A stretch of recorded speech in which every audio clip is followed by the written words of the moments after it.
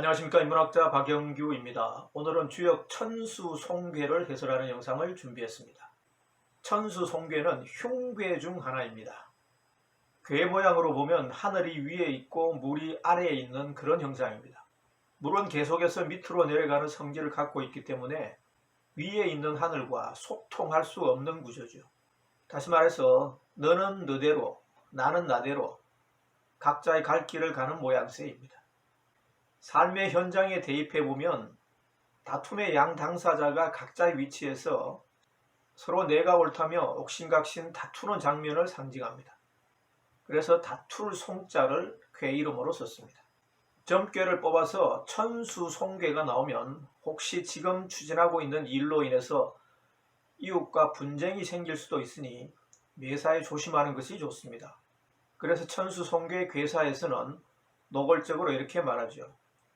유부질척 중길 종흉 이견대인 분리 섭대천. 믿음이 있으나 막혀서 두렵다. 중도에 조금 길하나 끝내 흉하다. 대인을 만나는 것이 이롭다. 큰 내를 건너면 이롭지 않다.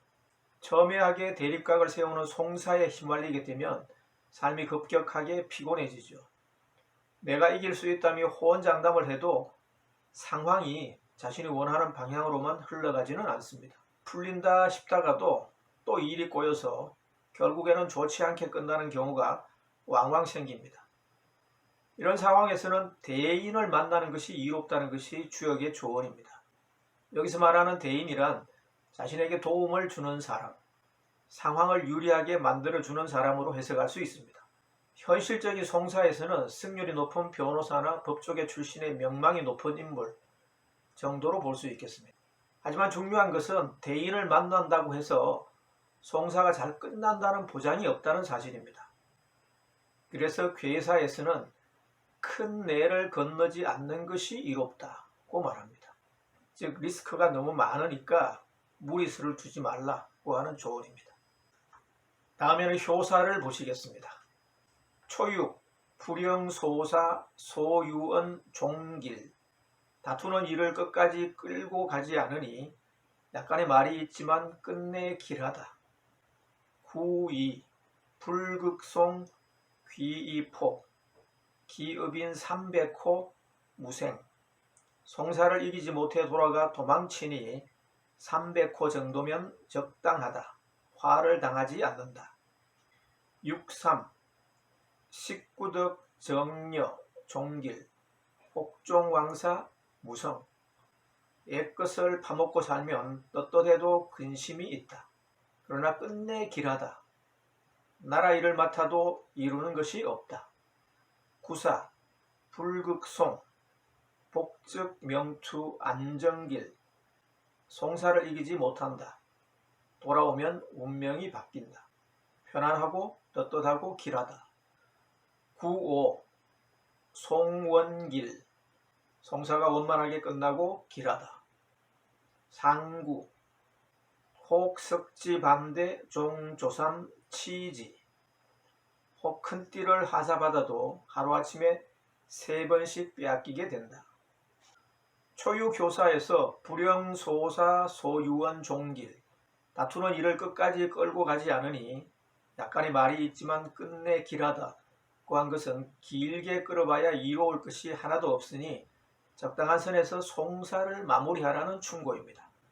소송에서 일찌감치 발을 빼면 지은 죄가 있으니 자신이 없는가 보지 주변 사람들이 수군덕거릴 수도 있지만 그런 말을 듣는 한이 있더라도 조기에 송사를 종결시키는 것이 낫다는 뜻입니다. 구이효사도 그 메시지가 크게 다르지 않습니다. 불극송, 귀포, 기읍인 삼백호, 무생. 송사를 이기지 못해 돌아가 도망치니 300호 정도면 적당하다. 화를 당하지 않는다는 효사에서 중요한 부분은 송사를 이기지 못하고 도망간다는 구절입니다. 다툼이 생겼을 때 이길 성산이 없으므로 몸을 뒤로 물리라는 조언입니다. 300호 정도면 적당하다는 구절에서 300호는 과하지 않은 적당한 수준의 처신을 상징하는 메타포입니다. 적당한 수준에서 송사를 마무리하고 몸을 뒤로 물리면 화를 당하지 않는다는 의미입니다. 이 대목과 관련해서는 재미있는 일화가 하나 있는데요. 우리나라에서 주역의 대가로 불리는 사람이 몇 있는데 그들 가운데서도 정통 주역의 뿌리를 이루는 사람이 야산 이달입니다.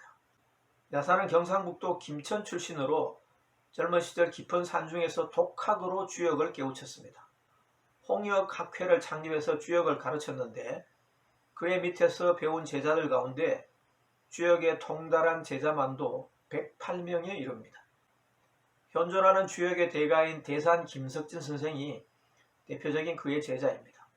야산은 슬하에 오남 일녀를 두었는데 장남은 진화, 차남은 감화, 삼남은 간화, 사남은 이화, 오남은 태화, 그리고 딸은 손화입니다. 진감, 간, 이, 태손 등 주역 8괴에서 나와서 자식들의 이름을 지을 정도로 야산은 주역을 사랑했습니다. 6.25 전쟁이 터지기 직전 야산은 점괘를 뽑아서 천수송괴 구의효사가 나오자 제자들 가운데 300호를 선발해서 면도로 피신시킵니다. 6.25는 남북 간의 송사였죠. 주역의 점괘대로 야산은 송사에 휘말리지 않고 몸을 뒤로 물리는 그런 지혜를 발휘했습니다. 그러면서 전란의 화를 피했죠. 6.3효사를 보면 야산 이달의 그런 행적이 참으로 지혜로웠다는 점을 알 수 있습니다. 식구덕, 정여, 종길, 혹종왕사, 무성, 애것을 파먹고 살면 떳떳해도 근심이 있다. 그러나 끝내 길하다. 나란 일을 맡아도 이루는 것이 없다. 안면도로 들어간 야산은 그곳에서 주역을 가르치면서 생계를 유지했습니다. 옛것을 파먹고 산 것이죠. 하지만 동네 깡패들의 행패가 이만저만이 아니었습니다. 그들은 야산의 집은 물론이고 제자들의 집을 무단으로 침입해서 주역 패거리들은 당장 이곳에서 나가라며 행패를 부렸습니다. 주역 강의로 살아가던 야산은 스스로 떳떳했지만 그들의 행패 때문에 근심이 떠날 날이 없었습니다. 하지만 안면도로 피신한 그의 식솔들과 제자들 300호는 6.25 전란에서 아무런 화를 입지 않았습니다. 야산은 또 다른 전란이 발발할 가능성이 있다면서 스스로 무장 조직을 만들어서 당국과 대립하기도 했습니다. 그러다가 당국의 설득으로 무장을 해제했습니다. 6.3효사의 메시지처럼 나라를 위해서 한 일이었지만 결국 이루는 것이 없었죠. 9.4효사와 9.5 상구효사에 함축된 메시지도 그 당시 야산의 행적과 묘하게 일치합니다. 불극송, 복즉, 명투, 안정길, 송사를 이기지 못한다. 돌아오면 운명이 바뀐다. 편안하고 떳떳하고 길하다. 9.4효사처럼 야산은 당국과 힘겨루기를 하다가 결국 무장을 포기한 채 일상으로 복귀합니다. 그리고 편안한 여생을 마쳤죠. 송원길, 송사가 원만하게 끝나고 길하다. 9.5효사의 말처럼 당국과 야산의 송사는 원만하게 마무리되었으며 야산은 아무런 화를 당하지 않고 일상에 복귀했습니다. 혹 석지반대 종조삼 치지, 혹 큰 띠를 하사받아도 하루아침에 3번씩 빼앗기게 된다. 상구효사의 말도 야산의 행적과 관련이 있습니다. 야산은 당시 이승만 대통령으로부터 문교부 장관 제안을 몇 차례 받았습니다. 하지만 야산은 그 제안을 받아들이지 않았습니다. 자신의 성격상 입각을 하게 되더라도 정권과의 관계가 순탄하지 않을 것으로 예상하고 제안을 거절했던 것이죠. 영상이 도움이 되셨다면 좋아요, 구독 버튼을 꾹 눌러주시면 다음 영상을 제작하는 데 큰 힘이 되겠습니다. 경청해 주셔서 감사합니다.